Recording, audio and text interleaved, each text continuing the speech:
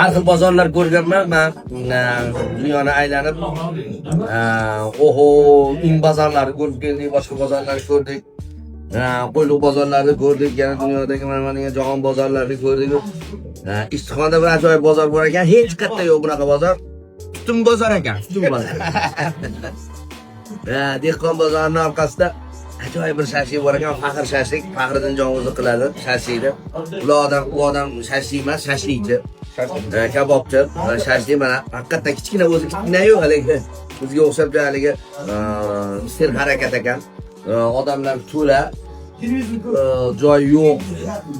Agar yemoqchi bo'lsanglar 2-3 kun oldin nima qilib qo'ng'iroq qilib Yaponiyaga zakaz bersanglar, через Koreya bittadan joy qo'yinglar. Hozir biz odamlar to'la bari keng, joylari ko'p, bemalol kelaversa, hurmatli ishtiqonliklar, maza qilasizlar, haqiqatan o'zimizga maza qilyapti. Faqat nechta shashlik turi bor? Uch xilmi? Nima?